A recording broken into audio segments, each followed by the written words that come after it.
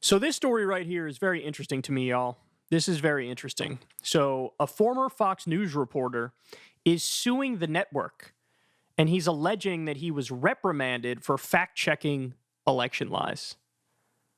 This is, I mean, I can't wait to find out what happened, the specifics of it in Discovery, because this is quite an allegation, right? For telling the truth and fact-checking, I was reprimanded.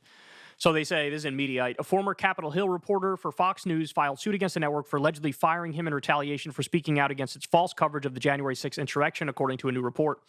Jason Donner, a 12-year veteran at Fox News, wow, so this guy was there for a while, filed his lawsuit Monday in D.C. Superior Court.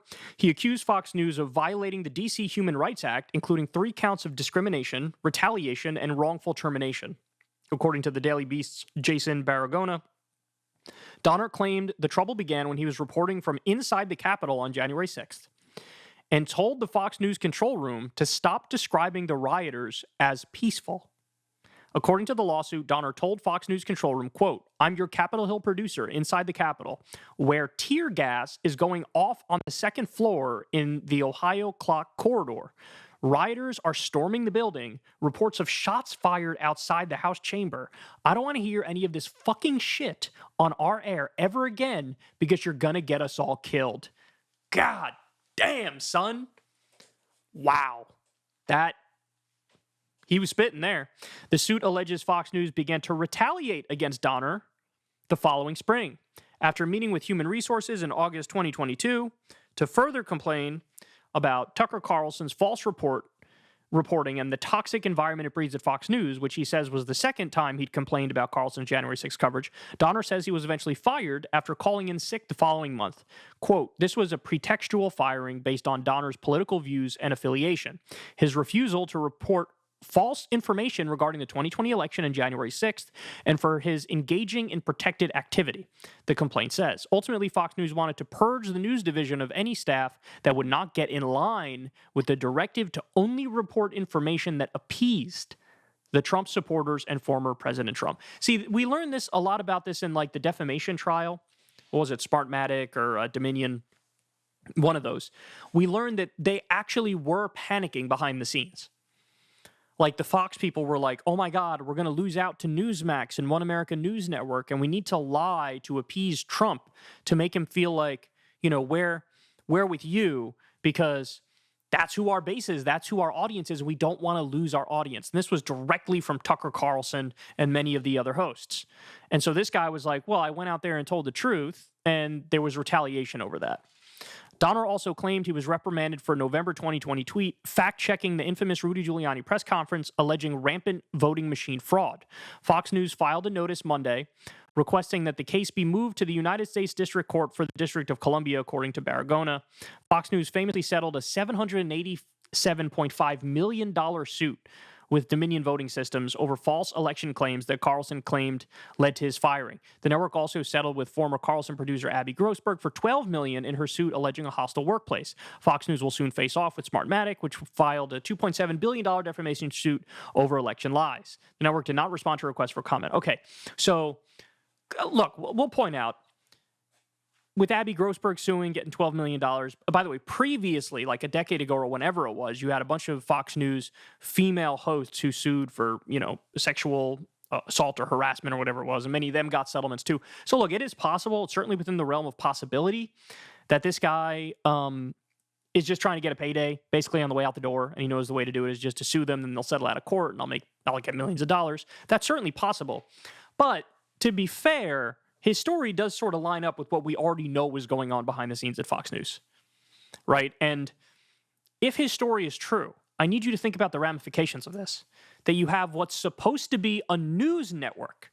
They're supposed to give you facts and information and data and real world things. And you have a guy who's like, I'm going to give you the real world things. I'm going to tell you that Biden won the election. I'm going to tell you January 6th wasn't peaceful. And as a direct result of just giving facts, there's retribution and retaliation, and he gets fired. Do I believe him? I certainly believe it's possible. I certainly believe it's possible because we know that they were panicking. We know they feared Newsmax and One American News Network. we know that they felt like we can't lose our hardcore base of massive Trump supporters. We can't lose the Republican base. And from the things we already know from the defamation trial, nobody should watch Fox News and take them seriously.